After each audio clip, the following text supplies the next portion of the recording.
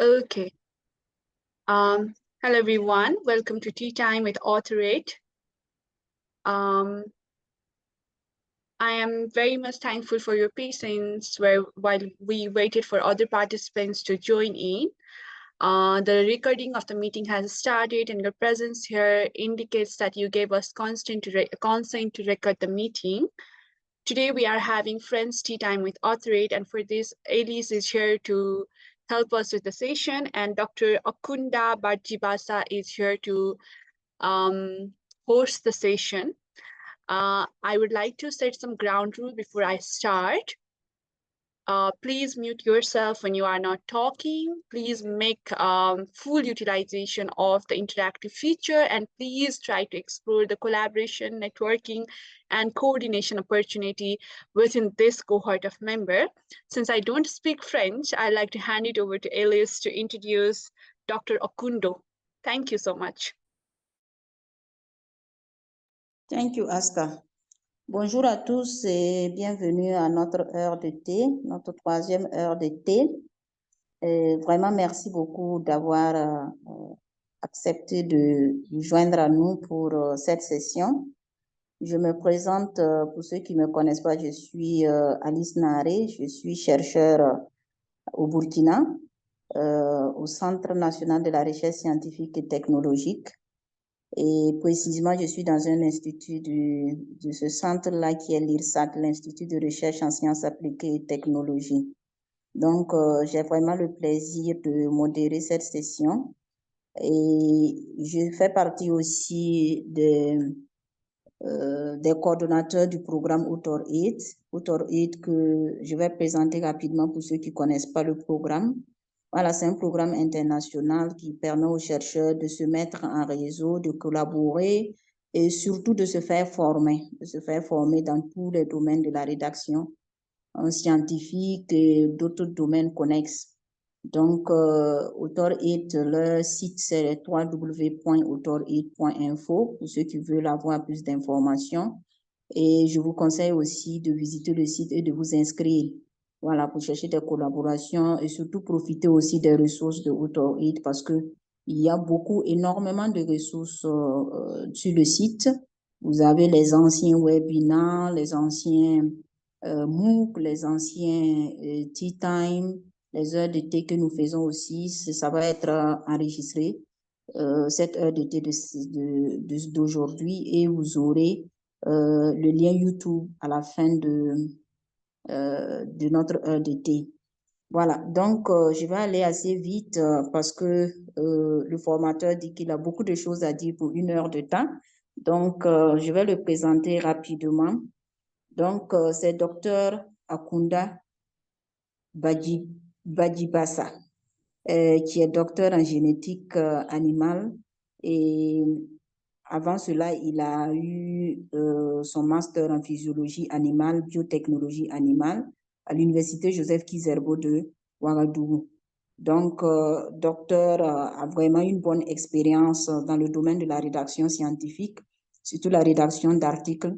Donc, il va vraiment nous donner tous les détails concernant ce sujet pour que nous puissions vraiment faire des articles de qualité et publier dans des revues vraiment bien indexées, bien impactées. Donc, avant de passer la parole à docteur, je vais juste vous informer que vu que nous avons peu de temps pour cette formation, je vais demander au fur et à mesure que docteur va faire sa présentation, vous pouvez déjà poser vos questions dans le chat box où beaucoup se sont déjà présentés. Et à la fin de sa présentation, il pourra répondre directement à ces questions-là. Si jamais on a un peu de temps, il pourra prendre des questions déjà en ligne et il pourra vous permettre d'ouvrir les micros pour poser des questions. Mais pour le moment, on va aller directement on va procéder aux questions au niveau de Chatbox. Voilà, docteur, si vous êtes là, je vais vous remettre la parole. Merci.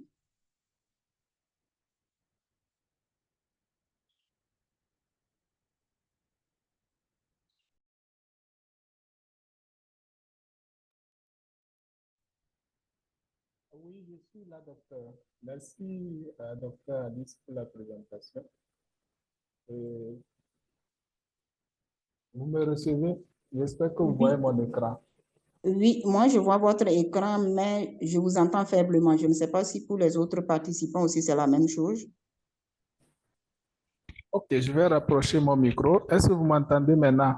Oui, c'est nettement mieux. Ok, merci bien, docteur. Merci. Et merci pour cette opportunité de partage.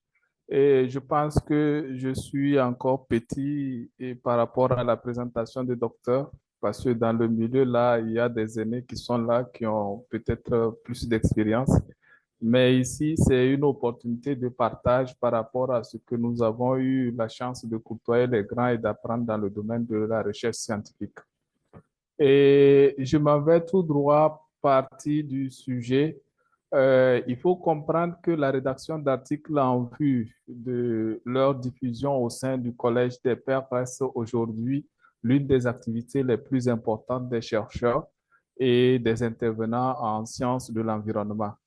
Et il faut aussi comprendre que cette activité est autant un moyen de clarifier nos découvertes ou nos interventions que d'informer d'autres chercheurs du même domaine que nous ou du domaine commun, des domaines connexes de nos avancées ou de nos données. Et cependant, pour atteindre ces objectifs, l'on devra s'approprier préalablement des méthodes et des habiletés nécessaires à la rédaction d'articles et de vulgarisation. Ce qui n'est pas toujours aisé dans notre contexte africain, surtout avec la barrière linguistique qui s'applique à nous. Que ce soit en sciences naturelles ou en sciences sociales, la rédaction d'un article scientifique doit respecter certaines normes relativement rigides. Et ces normes servent de garde-fou et permettent d'orienter l'auteur pour la production des textes clairs. Et aujourd'hui, il faut comprendre que 20 à 80% des articles soumis aux revues pour des publications sont refusés par les réviseurs. Et ce taux varie selon les revues. Et comment donc réussir la rédaction de son article afin de minimiser les risques de rejet de nos productions scientifiques? C'est ce qui a valu l'organisation de cette heure d'été et qui va nous permettre de donner quelques indications afin d'aider à la rédaction d'articles scientifiques dont les dépôts pourront, pour les évaluations, avoir des chances d'être acceptés. Et donc, euh, pour faciliter les échanges, je propose un plan. Le plan que je vais vous proposer, je vais l'afficher à l'écran. Permettez une seconde.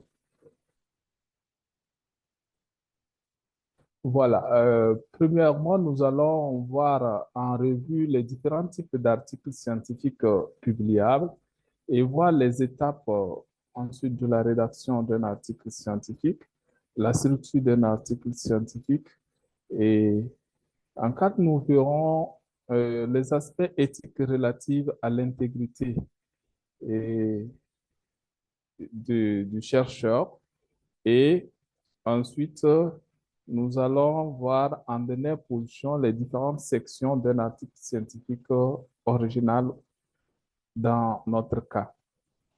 Et disons que il y a des catégories d'articles qui sont résumés selon les auteurs. Ça peut aller jusqu'à 13 types d'articles. Mais lors de cette session, nous allons présenter 6 catégories d'articles publiables.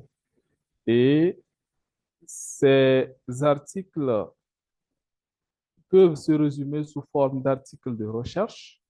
Et qu'est-ce qu'un article de recherche?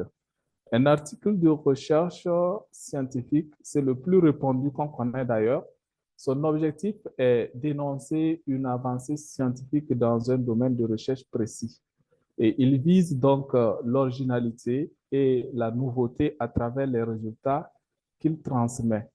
Et l'article de recherche ici, c'est ce que nous avons communément l'habitude de rédiger après nos mémoire, de thèse ou bien de master après avoir réalisé des projets, ce que nous réalisons pour des publications à la suite des expérimentations. Ensuite, nous avons les articles de synthèse. Et les articles de synthèse ici font l'état de l'art.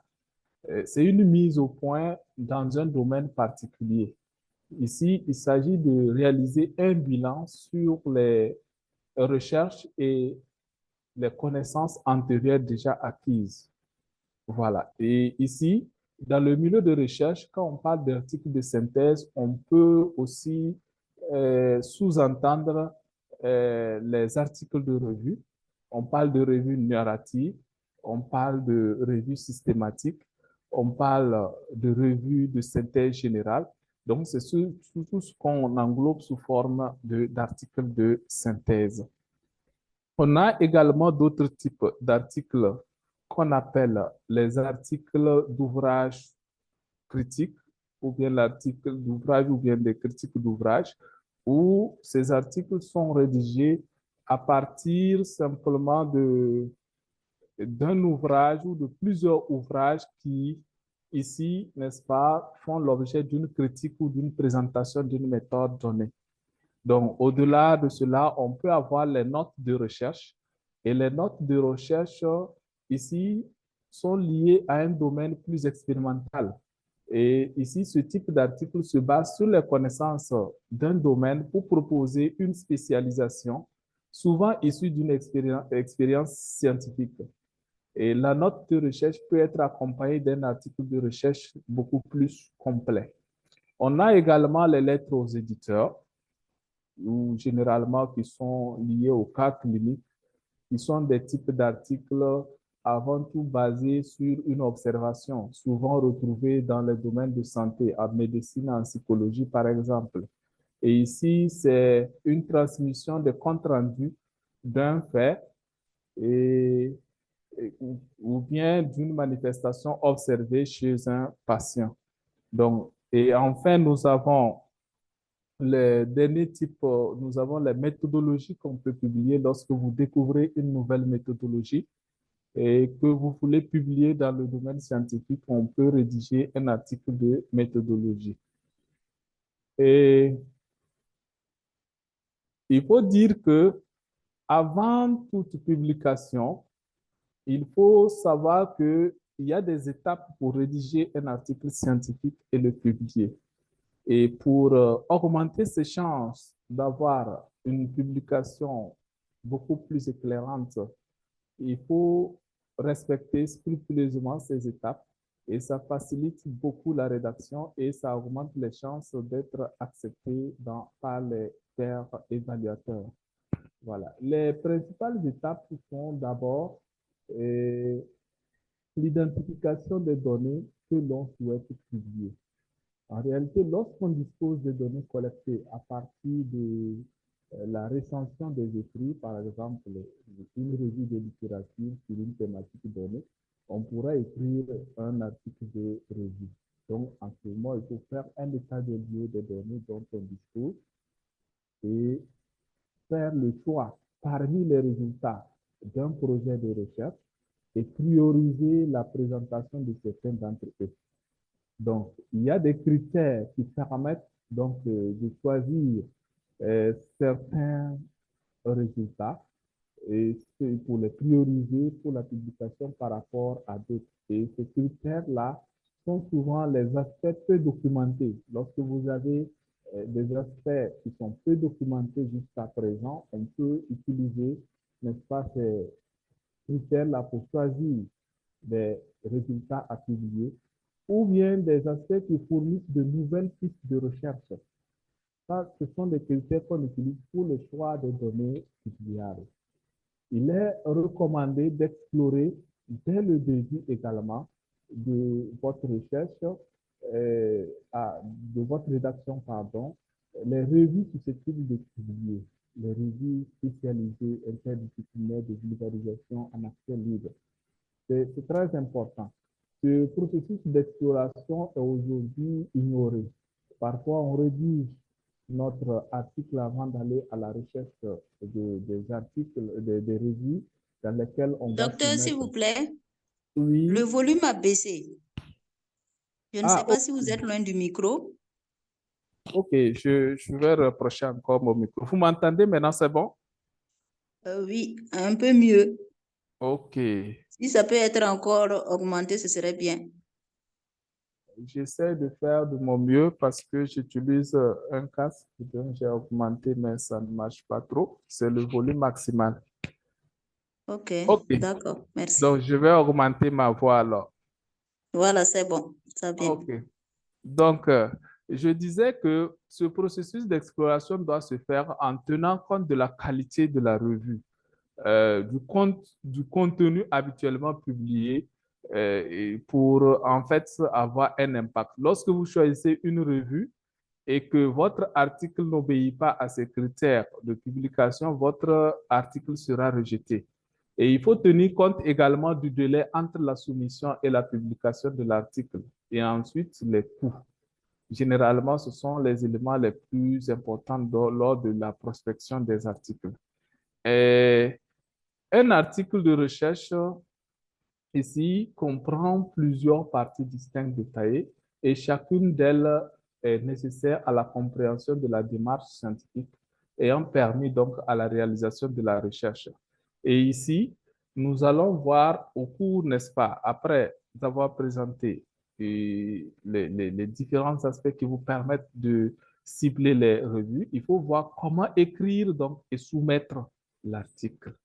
Comment écrire, c'est l'aspect clé.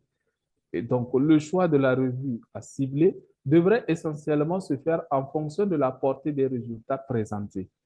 Originalité des données, représentativité de l'échantillon, la qualité du protocole de recherche, avoir des objectifs réalistes et un plan de soumission s'avère donc aidant.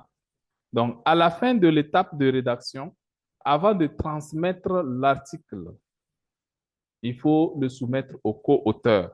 Donc, il faut réviser le contenu général et la structure du manuscrit afin de vous assurer que l'article répond bien aux questions de recherche posées dans l'introduction, que l'ordre est logique et que le contenu de chaque section est facile à suivre. Voilà. Lorsque ces éléments ne sont pas vraiment vérifiés, vous pouvez soumettre un article dont la cohérence n'est pas claire et donc qui fait difficilement l'objet d'une acceptation. Donc, une fois que vous avez ciblé la revue, en ce moment, il faut donc voir comment l'appelle-t-on, ce qu'on appelle les guides aux auteurs. Donc ici, une fois l'article sera soumis aux éditeurs, aux éditeurs et puis aux réviseurs, il sera évalué conformément à ces points dont j'ai précité, l'originalité, la pertinence du sujet, l'adéquation avec la ligne éditoriale, ce qui est important parce que ça cadre avec le guide des auteurs qui indique les lignes directrices des publications des revues et ensuite la qualité des travaux. Donc, c'est ce qui est la dernière étape de soumission. Et après avoir soumis votre article, vous allez donc répondre au réviseur. Donc, la façon de répondre également est très importante. Donc, que retenir donc des différents éléments d'un article scientifique? Il faut avoir un squelette conventionnel que nous allons voir. Nous avons le titre dans la publication, la liste des auteurs, suivi de leur affiliation. Nous avons le résumé, les listes des mots-clés et le squelette général, l'introduction, la section matériel et méthode, la section des résultats, la section discussion, la conclusion, les références bibliographiques et nous avons également, n'est-ce pas, les remerciements et les déclarations. Mais ce schéma est conventionnel, mais n'est pas standard. Et selon les journaux, vous allez voir, n'est-ce pas, qu'il n'est pas rigide, il est flexible. Parfois, vous allez voir des squelettes un peu différents selon le domaine et selon les journaux dans lesquels vous allez vouloir publier. Et donc, quel est le format d'un article scientifique? Quelle est la forme d'un article scientifique?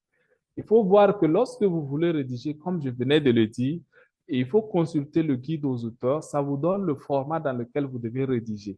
Et ça vous donne également les lignes directrices de publication de ces journaux. Et en ce moment, vous devez adapter la qualité de vos articles en fonction de cela. Pourquoi il faut le retenir? pour s'assurer de la qualité des articles publiés en termes de pertinence du sujet traité, de la qualité des données et de leur analyse, le niveau des preuves apportées par les références citées à travers l'article, ainsi que la clarté et la compréhension de l'article par les lecteurs. Les journaux ont élaboré un certain nombre d'exigences pour la publication. Et ces informations-là se trouvent dans les instructions pour les auteurs du journal choisi. C'est ce qu'on appelle le guide aux auteurs. Ce guide, comme son nom l'indique, accompagne les auteurs dans le processus de préparation de soumission d'un article. Ce n'est pas après, par exemple, la rédaction qu'il faut consulter celui-ci. Bien vrai que souvent, il faut réadapter l'écriture par rapport au guide pour se conformer. L'auteur doit au préalable bien se familiariser avec ce guide et préparer son article en veillant à respecter scrupuleusement les instructions qui y sont délivrées. Sinon, ça fait l'objet de plusieurs rejets. Nous allons le voir dans la suite. Ensuite, quelques éléments que je voulais souligner, partager avec vous sur la manière de publier, l'éthique de la recherche et l'intégrité en sciences. Il faut comprendre que aujourd'hui, nous sommes dans un domaine où la technologie a beaucoup plus avancé et il y a beaucoup d'enjeux et de dérives. Et donc, les principes fondamentaux en matière d'intégrité scientifique s'imposent. Donc, il faut avoir une fiabilité et une rigueur dans la conception et la méthodologie jusqu'à voir l'utilisation des ressources. Il faut avoir l'honnêteté scientifique. Donc, ça, c'est un élément important parmi les principes fondamentaux. Le respect envers les collègues, les participants de la recherche, l'héritage culturel et environnemental. Qu'est-ce qu'on sous-entend par là? Il faut informer, ne pas exploiter les participants à la recherche. Il faut également informer le public cible qui participe, n'est-ce pas, à la recherche. Donc, recueillir les consentements libres et éclairés de ces personnes. Lorsqu'on ne respecte pas ces différents éléments, on faillit à des conduites qu'on appelle les pratiques douteuses. Et ces pratiques douteuses sont relatives à plusieurs axes. Et les pratiques douteuses relatives aux données sont, par exemple, la non-conservation des données, leur mauvaise gestion ou stock, la dissimulation des données. J'insiste sur cet aspect. La dissimulation des données. Lorsque vous dissimulez les données publiées, en ce moment, c'est des pratiques qui vont à l'encontre de votre publication et qui peuvent fausser d'autres résultats de recherche. Le refus d'accorder à des tierces dûment autorisés le droit de consulter, par exemple, les données et l'utilisation des données d'une tierce personne sans son consentement, la production de données biaisées sous la prestation d'un commanditaire. Vous faites une recherche à l'appui d'un financement d'un projet et vous obtenez des résultats qui sont contraires aux résultats attendus. Et généralement, on a des pressions pour ne pas publier ou bien pour pouvoir modifier ces résultats pour avoir les lignes directrices attendues. Et ça, ce sont des éléments qui vont à l'encontre de l'éthique et de l'intégrité scientifique du chercheur. Nous pouvons avoir également des pratiques douteuses liées à la recherche, comme l'utilisation inappropriée des méthodes de recherche. Parfois, ici, elles peuvent être de façon erronée ou inconsciente. Nous avons la conception pauvre d'un protocole de recherche, des erreurs expérimentales ou d'analyse et de calcul. Tout ça, ça rentre dans les pratiques douteuses qui peuvent fausser des résultats. Nous avons la description imprécise des conditions de production des articles et qui rendent également difficile la compréhension des publications. Et nous avons des comportements inappropriés à l'égard des recrutés pour participer à des projets de recherche ou bien la population associée. Le fait, par exemple, de ne pas recueillir leur consentement éclairé, ne pas sécuriser les données confidentielles, fait partie, n'est-ce pas, de ces pratiques douteuses. Et en termes d'expérience, on peut voir également dans le domaine de l'expérimentation, le fait de ne pas mettre en œuvre tous les efforts nécessaires pour éviter ou bien limiter ou enrayer la douleur et occasionner à l'animal soumis une expérimentation. Ça constitue également une limite. En matière d'encadrement, on peut voir comme pratique douteuse les encadrements inadéquats des doctorants ou des masterants. Par exemple, quelqu'un qui a en lettres, qui peut encadrer un doctorant ou bien un masterant en biologie, des exploitations des chercheurs subordonnés, des contraintes exercées sur, par exemple, un chercheur subordonné à une affiliation pour modifier des données de base ou des résultats de recherche. Ça rentre toujours dans les pratiques douteuses liées à l'intégrité scientifique. Donc, le cas le plus récurrent, c'est l'obtention des financements. Donc, lorsque vous obtenez un financement, à l'issue, vous devez rendre un compte. Et là, généralement, il y a la dissimulation des conflits d'intérêts financiers, l'acceptation de contrats de recherche qui ne préservent pas l'intégrité du chercheur et restreignent sa liberté à publier ou lui imposent, n'est-ce pas, un regard sur ses publications. Donc, en matière de collaboration, il y a le sabotage du travail. Le sabotage du travail des autres chercheurs, par exemple, le non-respect du droit et des règles concernant l'accès à l'information des ressources en vigueur dans le pays ou bien les collectivités de la recherche. Nous avons la deuxième catégorie de pratiques douteuses, ce sont les fraudes. Et au niveau scientifique, une fraude est une violation sérieuse et intentionnelle conduite d'une recherche et dans la diffusion des résultats. Et par là, on exclut les erreurs de bonne foi ou les différences d'honnêteté. Et ici, il faut retenir comme fraude les aspects qui intègrent les deux volets suivants, les caractères volontaires, délibérés et, n'est-ce pas, le niveau de gravité. Donc, la communauté scientifique internationale s'accorde pour réglementer et identifier deux grands types de fraude en matière d'éthique de recherche, la fabrication des données et la falsification des données. Et ici, il faut comprendre que lorsqu'on fabrique les données de toutes pièces ou produits, ça arrive parfois, même si c'est rare, ou bien lorsqu'on modifie des données, on participe à une falsification des données et cela a des conséquences très graves parce que ça conduit à des résultats scientifiques faux et ensuite biaisés qui peuvent donc fausser les autres recherches.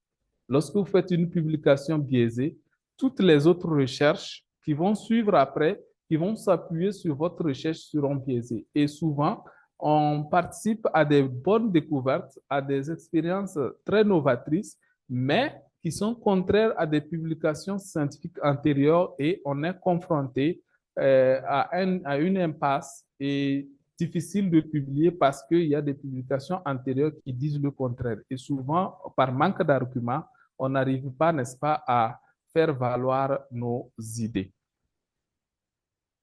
Et donc, ici, la question est de comprendre, donc, à partir de ces éléments-là, comment on peut les intégrer dans la rédaction scientifique. Donc, et nous allons voir les différentes sections d'un article scientifique en intégrant tous ces éléments dont nous venons de parler, en intégrant l'éthique de la recherche, l'intégrité du scientifique dans chaque aspect. Et ici, l'objectif ici, c'est de voir comment en réalité utiliser tous ces aspects pour mettre au profit de la rédaction de son article.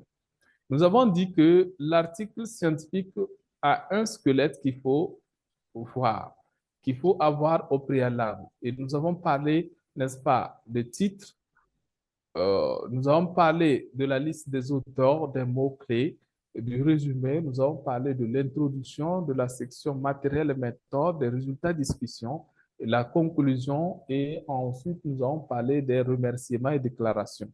Et nous allons prendre à présent ces points l'un après l'autre et essayer de voir comment rédiger chaque section en intégrant tous ces éléments que nous venons de préciter. Et en introduction, ce que nous pouvons vous dire lorsque vous voulez rédiger un article scientifique, et ici je parle précisément des articles de recherche, bien vrai que ces règles s'appliquent dans le cas des autres types d'articles. Ici, il y a 4 critiques qu'il faut éviter qu'on porte sur votre article en introduction.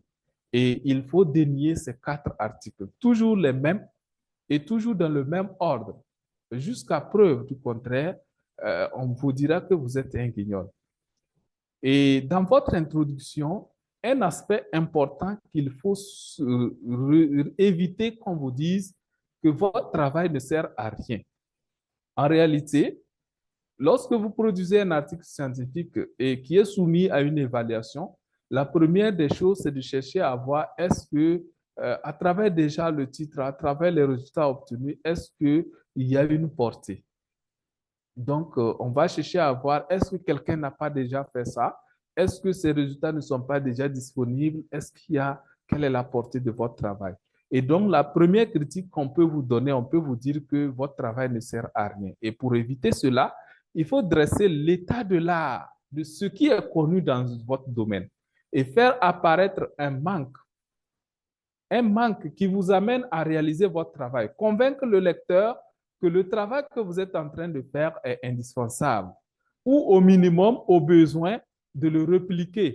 Si vous, par exemple, le travail a été déjà fait, quelle est la raison pour laquelle vous devez reprendre ce travail? Donc, il faut amener le lecteur à comprendre que votre activité a son importance. Donc, même des résultats sérieux qui ont été découverts, des associations fortuites qui ont été déjà découvertes, méritent d'être répliqués. D'accord? Et donc, ici, appliquer des méthodes similaires ou bien d'autres méthodes pour pouvoir convaincre.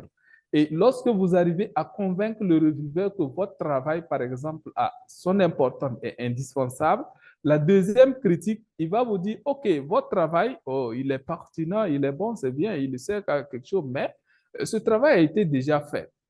Il a été déjà fait par un tel auteur.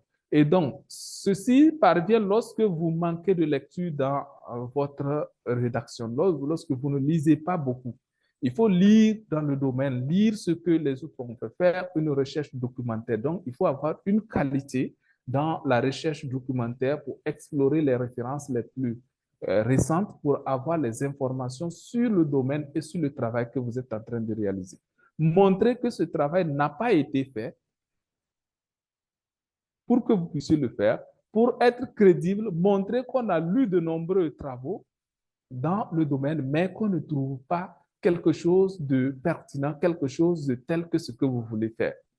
Ah, bon, le revieweur sera content, il dira, OK, il n'y a pas de souci, mais vous n'êtes pas la personne la mieux indiquée pour parvenir en réalité à cette réalisation. Et donc, là, il faut arriver à montrer à l'auteur, au revieweur ou à l'éditeur qu'il y a des éléments qui laissent entrevoir, qui laissent penser que c'est possible. Donc, c'est à travers votre argumentation que vous allez voir que c'est facile à le faire. Et là, on verra que vous êtes la bonne personne qui peut le faire à travers votre argumentation. Et la dernière critique qu'on va vous poser, on va dire, OK, alors, mais si personne n'a pu le faire, aujourd'hui, s'il n'y a pas de document, si personne n'a pu le faire, c'est qu'on ne peut pas le faire. Voilà, vous n'êtes pas la bonne personne. Donc, il faut lister les méthodes, les résultats obtenus par des chercheurs concurrents et pour valoriser, par exemple, certains résultats ou bien certaines méthodes et en même temps relever les limites de ces méthodes, de ces résultats et construire à partir de ces connaissances-là des petites rubriques, n'est-ce pas, qui vont permettre, n'est-ce pas, à la réalisation de votre travail.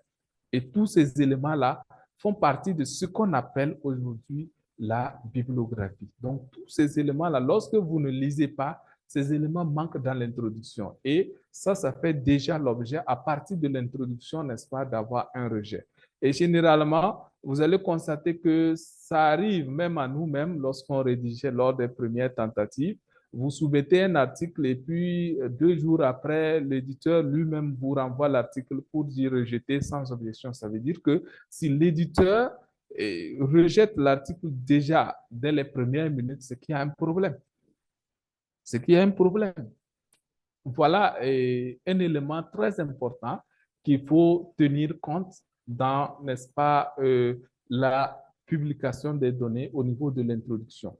Et quelle est donc la structure et quelle définition, quelle organisation peut-on donner à cette section? Il faut dire que l'introduction ne doit pas être sujet d'interprétation ni souligner des éléments nouveaux. Dans l'introduction, on ne met pas d'interprétation. On n'apporte pas d'éléments nouveaux par rapport à son travail. Et quand est-ce qu'on doit la rédiger? Donc, il est formellement recommandé de rédiger la méthodologie et l'expérimentation au cas où cette dernière, par exemple, conduit à des résultats imprévus et nécessite une réorientation, de rédiger cela après avoir rédigé la méthodologie. Voilà. Sinon, on peut rédiger la méthodologie, l'introduction avant la méthodologie, mais dans certains cas, c'est recommandé de rédiger votre méthodologie avant de rédiger l'introduction parce que si, par exemple, les résultats que vous cherchez, les résultats sont imprévus, vous ne savez pas à quoi vous allez vous en tenir à la fin, quels sont les résultats prévus, vous ne savez pas. Donc, afin d'avoir une orientation claire, c'est mieux de rédiger la méthodologie avant de revenir à l'introduction. Et l'introduction a un volume d'une proportion d'environ 10% de l'ensemble de l'article. Et souvent, il faut comprendre que ici, il est très souvent limité en nombre de mots et généralement compris entre 500 et 1000 mots qui sont préconisés. Voilà ce qu'il faut retenir en général.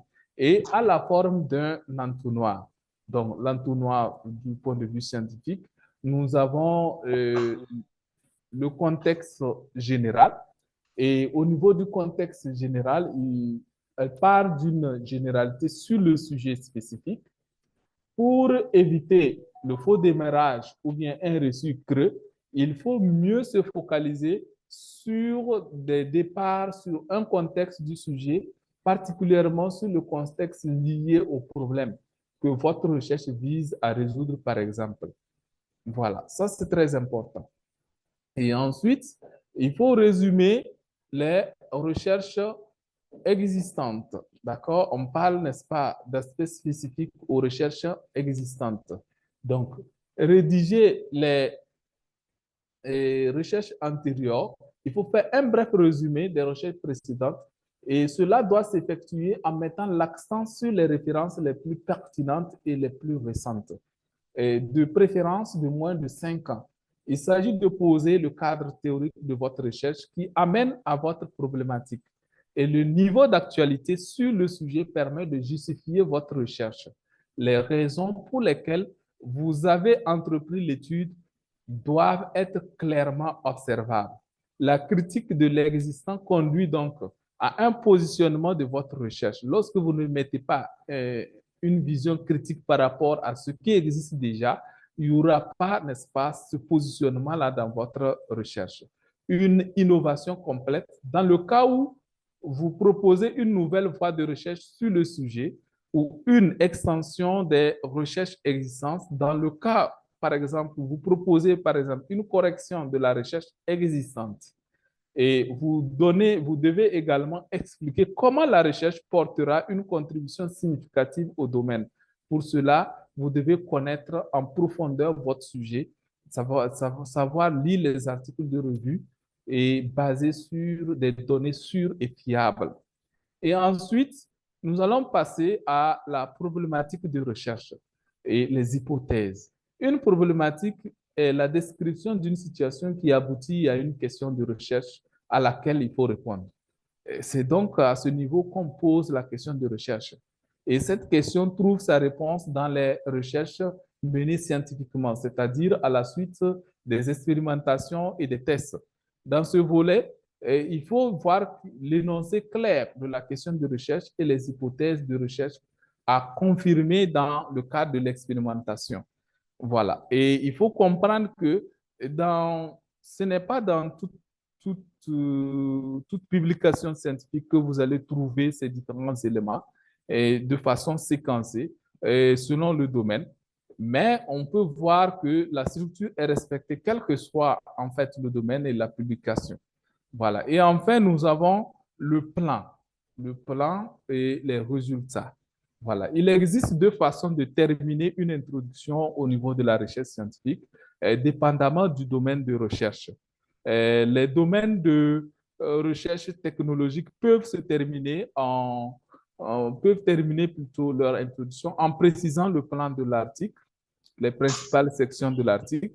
Cependant, en médecine, par exemple, la meilleure pratique consiste à reprendre les résultats que vous avez présentés dans la suite de l'article, que vous allez plutôt présenter dans la suite de l'article, mais avec moins de détails que dans le résumé. Donc, voici comment est structurée en réalité votre introduction. C'est très important. Donc, nous allons passer donc à la section de matériel méthode. Au niveau de cette section, il faut dire que c'est une section clé. Donc, et l'objectif ici, c'est de voir comment respecter le formalisme de la section matériel et méthode, comment présenter les caractéristiques générales de l'étude, les données, le site géographique, et la météorologie, les dates, le protocole expérimental, les méthodes et techniques d'échantillonnage, d'observation des mesures et le traitement des analyses. Comment faire cela au niveau, n'est-ce pas, de la section matériel et méthode? Quels sont les objectifs et les caractéristiques de cette section?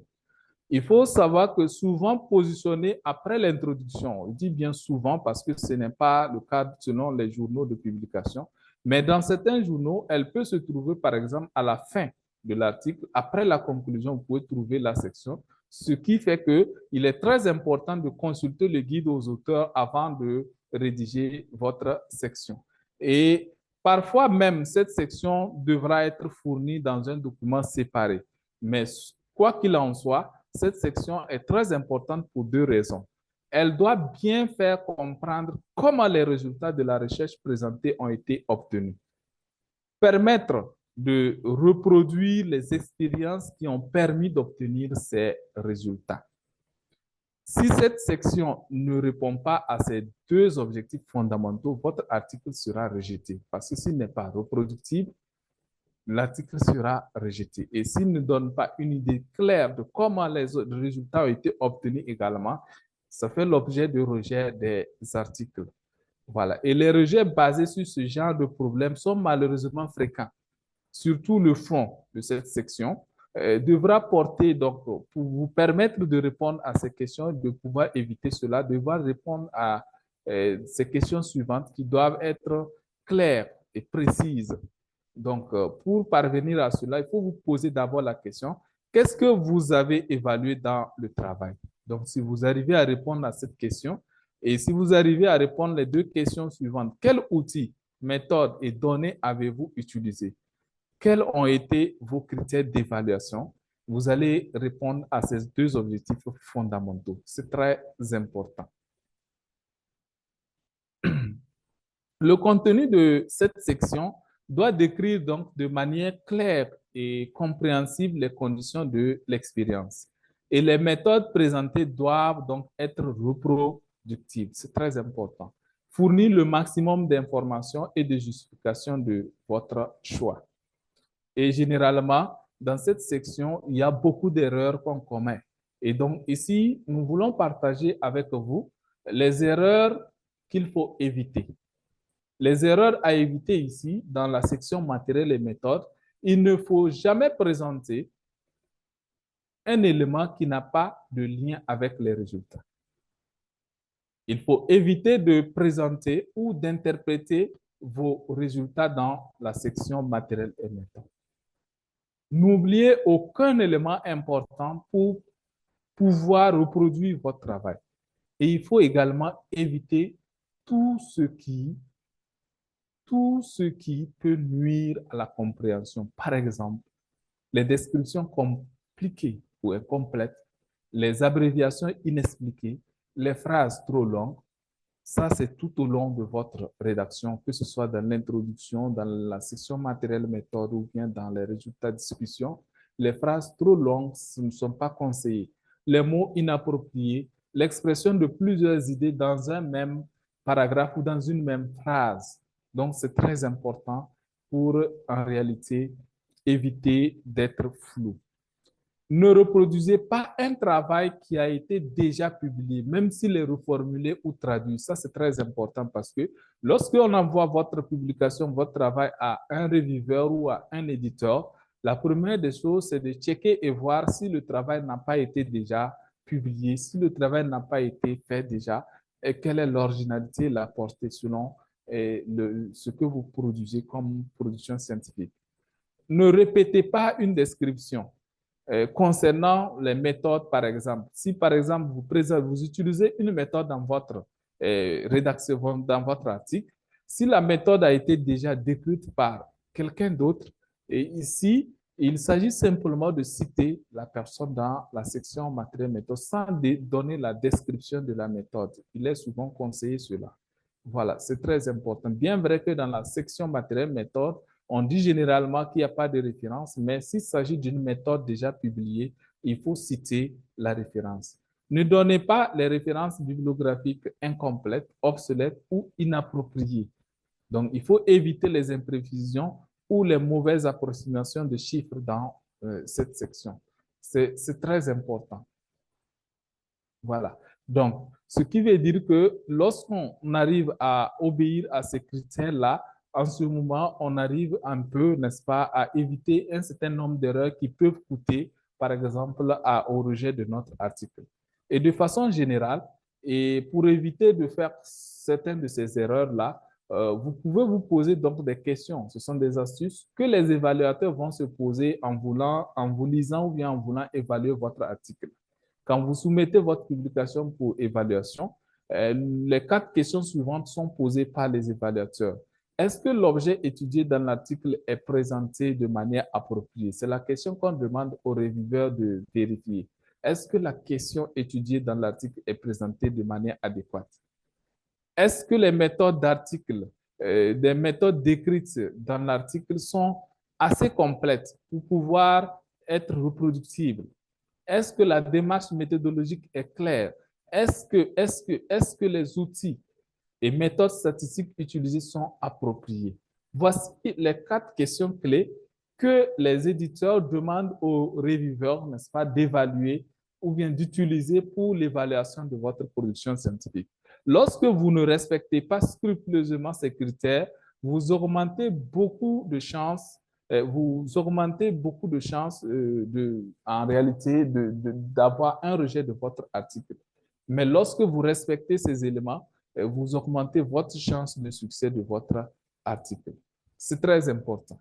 Dans la section des résultats, je vais aller plus vite là parce que la section des résultats, c'est une section généralement où on présente, comme son nom l'indique, les principaux résultats de l'étude.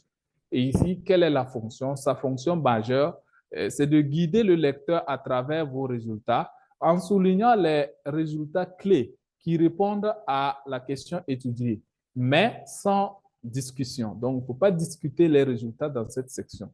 Et la structure de la section des résultats n'est pas fixe. Elle peut varier d'un journal à un autre, d'une université à une autre université, d'une structure à une autre. Il faut voir simplement que ici, le format, il peut être fixe si le journal vous l'impose. Néanmoins, il est conseillé de respecter l'ordre dans lequel, par exemple, vous présentez vos objectifs dans l'introduction pour faciliter la lecture et la compréhension de l'étude et de son impact. C'est très important. Maintenant, les différents formats de présentation des données dans un article scientifique, lorsqu'il s'agit des données quantitatives, on peut les résumer sous forme de tableaux ou de figures. Voilà. Lorsqu'il s'agit des données qualitatives issues soit d'une interview ou d'observation transcrite, les données qualitatives sont souvent transcrites, codifiées, et il y a une grille d'analyse qui est utilisée après codification pour, par exemple, analyser les informations recueillies et les traiter. Voilà. Et lorsque nous avons des données mixtes, c'est le cas le plus courant que nous avons dans nos situations, dans les recherches, les situations transdisciplinaires. Là, on peut utiliser les 2 méthodes. Présenter les résultats sous forme de tableau figure également présentés en utilisant, n'est-ce pas, la transcription des résultats. Ça, c'est très important. Enfin, dans cette section également, il faut référencer les tableaux et les figures. Ça, c'est un aspect très important. Vous devez citer toutes les figures et tous les tableaux dans le texte, sans exception, et dans le bon ordre. Il convient donc de faire attention à ce point. Ce que je voulais partager ici, dans la plupart de nos productions scientifiques, le texte reproduit ce que le tableau donne ou la figure donne. Et ça, ce n'est pas très recommandé. Il faut garder toujours en tête qu'il ne faut pas mettre la même information dans un tableau et dans une figure en même temps dans le texte. Il faut choisir l'un ou l'autre. Gardez en tête que les figures, les tableaux et les textes se complètent. Ils ne se répètent pas en réalité. Donc ça, ce sont des éléments qu'il faut souligner lorsque vous rédigez un article scientifique. Et dans la séquence précédente, par exemple, nous avons vu, par exemple, le format des données, comment déterminer la manière dont les données sont traitées et présentées.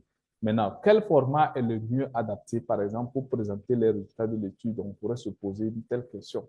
Est-ce qu'un tableau ou une figure ou bien un texte, quel est le format le mieux indiqué? Donc, il faut comprendre que lorsque vous utilisez des données, selon la nature de vos données, vous pouvez choisir de présenter soit sous forme de tableau, de figure, ou bien de présenter un texte. Donc, lorsque vous voulez utiliser un tableau, c'est pour montrer plusieurs valeurs numériques précises dans un espace limité. Ça veut dire que vous avez plusieurs données. Et donc là, dans un espace limité, c'est difficile de pouvoir résumer sous forme de tableau. Donc, on peut donc les résumer, synthétiser sous forme, n'est-ce pas, d'un tableau. Mais cependant, lorsque vous voulez voir juste les tendances, de l'orientation, la tendance générale, les relations entre les données. Quand, par exemple, vous voulez voir les données les plus importantes, par exemple, les plus exactes, là, on priorise les figures. Voilà. Dans le cas contraire, on peut utiliser, par exemple, un tableau. Et à l'opposé, lorsque vous avez des données qui sont périphériques à des questions centrales de l'étude, par exemple, on peut utiliser un texte. Ça veut dire que ce ne sont pas des données qui sont centrées sur le sujet. Donc, ce sont des données périphériques, ça veut dire que qui sont connexes à la question centrale. On peut rédiger directement sous forme de texte. On peut comparer des chiffres ou des caractéristiques entre, par exemple, des traitements en utilisant un tableau ou résumer les résultats de la recherche sous forme graphique de Camembert directement en utilisant également les comparaisons statistiques.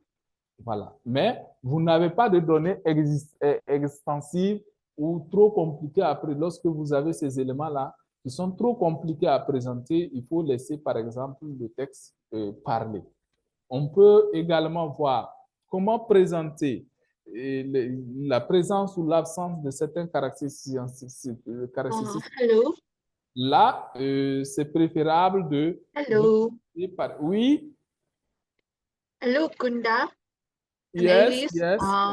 It's already 6:45 here, which is we are a minute later than the time. I think we need to start concluding the session and conclude it within next 5 minutes or so. Thank you. Sorry about this. Okay, thank you. Ok, je vais aller rapidement. Donc, je disais, concernant les tableaux, on peut les construire donc en ligne horizontale uniquement. Nécessairement, il faut les légender. Et tous les tableaux d'un article doivent avoir le même format. Donc, voici un exemple de tableau. Il ne faut pas avoir des grilles verticales. Donc, il faut avoir toutes les lignes horizontales. Ça, c'est un exemple. Et il faut légender. Au niveau des figures également, les formats doivent être homogènes dans l'article à présenter. Donc, prendre soin de numéroter clairement les axes horizontaux et verticaux. Et il faut voir que les figures doivent être légendées. Donc, en prenant un exemple, vous allez voir sur cette figure comment c'est présenté.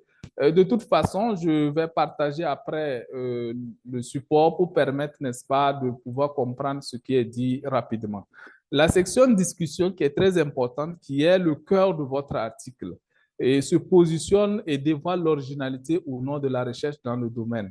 Voilà, ici la discussion, c'est le lieu où il faut donner la signification d'un article scientifique. Et ici, on interprète le résultat, on explique, on établit le lien avec les résultats antérieurs, on débat les conséquences, on souligne les faiblesses et on ouvre la voie à d'autres questions scientifiques.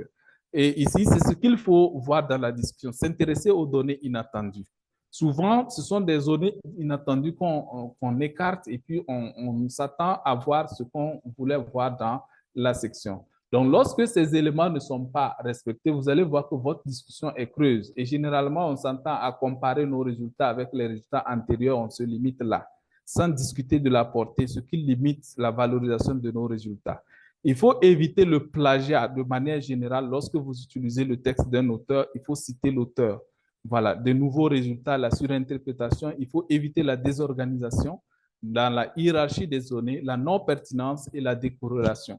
Et contrairement à l'introduction, la discussion a l'aspect d'un cône. Et ici, on commence par résumer les résultats, interpréter les résultats, donner les forces et les faiblesses, les limites de l'étude et résumer les résultats. Donc, c'est très important, ces éléments. Donc, vous verrez dans le support les différents éléments. Le volume de la discussion peut aller jusqu'à 40% de la taille de l'article, sans format fixe. Mais ici, il faut respecter généralement le format donné par les auteurs. Et nous allons donc aller à la conclusion. La conclusion ici, qui ne doit pas être trop étendue. Voilà, elle est le lieu de synthèse de l'ensemble des principaux points de vos travaux. Ici, 2 à 3 paragraphes suffisent et elle peut même tenir sur un seul paragraphe dans le cas où la discussion a été suffisamment complète. Par exemple, la discussion ouvre la voie à d'autres travaux. Il faut garder le même ton que les autres parties de l'article, éviter les allégations. C'est très important. Donc, l'harmonie, la cohérence, l'importance, l'impact, la valeur ajoutée et l'ouverture dans votre conclusion. Donc, après ces éléments-là, qu'il faut revenir donc parler des mots-clés, identifier les mots-clés et résumer votre travail et le présenter au début. Et il faut dire que le résumé n'est pas une reprise, n'est-ce pas, du titre. Ce sont des mots qui se complètent. Donc, ça, c'est très important.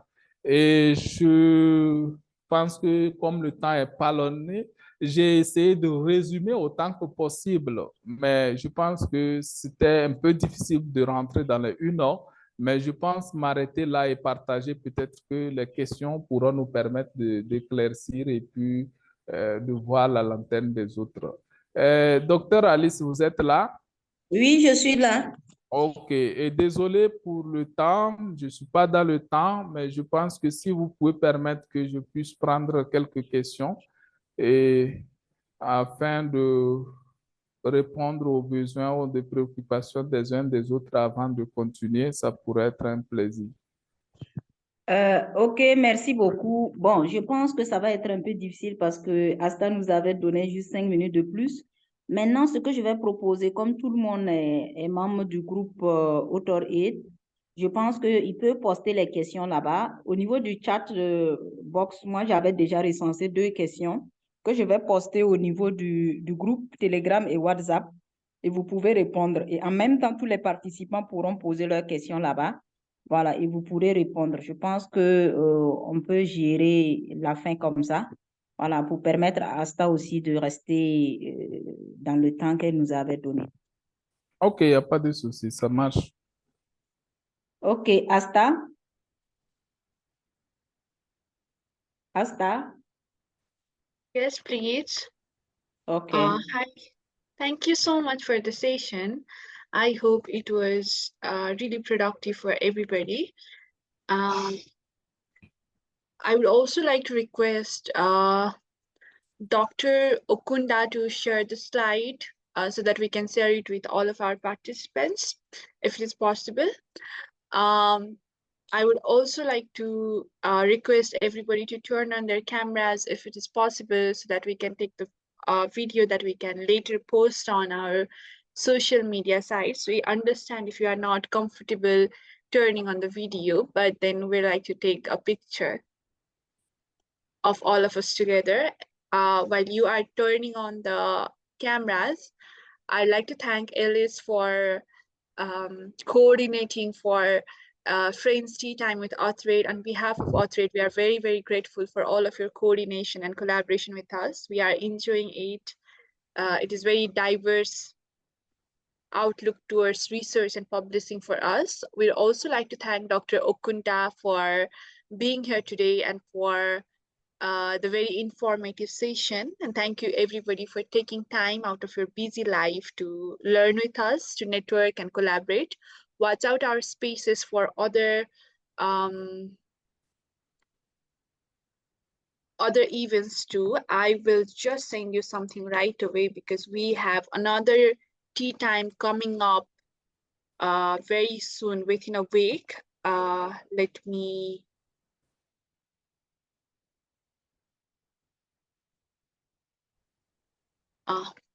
okay. So I would also like to remind you to look at the message that I just sent in the chat box. I have sent out some of the important links there from where you can access our social media, where we are very, very active, and we are also, okay. So here is another link that I copy pasted from our tweet. So if you see on the chat box, you'll see that you can join the community of more than 15,000 scholars. There is Google group for that. We have Twitter, Facebook, LinkedIn, Instagram, where we are very, very active, and we're posting the new opportunities, new learnings, and new news around research here. All beneficial for the early career researchers. You can contribute the resources that you found helpful during your scholarly journey, that you'd also like to other scholars around the world to access. You can contribute the resources. You can find the link there. You can also contribute the blogs and articles. Your opinions, experiences, your research finding, anything is welcome. And if you are struggling to secure the travel grants for your research conferences, as it happens with many of us, we have a tailored tea time with Authorate coming up on August 30th from 10 hour to 11 hour GMT, an hour or two earlier than today. So please feel free to register and join us then. We'll have very interactive session, the conversation around this, and we'll be sharing our experiences with scholars around the globe and learning from them on how they secure the travel grants and how they navigate the space, okay? Thank you so much. And I'll also write an email to you sending all of this. So I think I'll take a picture now. Not many of us have turned on the camera, so yes. Shall we wait for a while, or like, shall I ask you to post something? Okay, a few of us are turning it on now. Thank you so much, everybody, for joining. Please smile. I'll take a picture now. Okay, I've just learned something kind of satisfaction in the face when you pose, or something very fun. Do you want to, if you have any poses, this, anything is just fine. Fun poses, everybody. Okay, this is starting. Okay, thank you. Okay. Slide 2. Yeah, thank you so much, everybody. We'll end it now. You'll find the recording on our YouTube channel. You'll also find the are we going to get the group picture? Okay, sure. Okay, I like to see the group picture. Okay.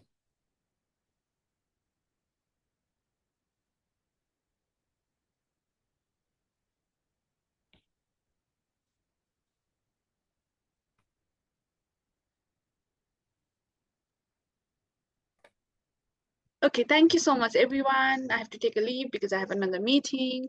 Thank you so much for joining and stay in touch. Join us at other events. Bye-bye. All right, bye-bye. See you Thank you around. very much. Bye-bye. Thank you Thank very you much. so much. Bye. I'll end the meeting now, yeah? Bye. Okay.